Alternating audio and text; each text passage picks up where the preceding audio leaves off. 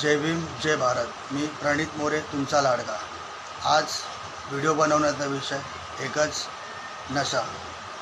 आपल्या भारत देशात जसे टू व्हीलर फोर व्हीलर कंपनीजमध्ये सेल्स मार्केटिंगवाले असतात किंवा मोबाईल शॉप्समध्ये सेल्स मार्केटिंगवाले असतात, तसेच नशेच्या दलदलीत फसवणारे हे सेल्स मार्केटिंग खूप वाढत चालले, नशेडी पोपटांची।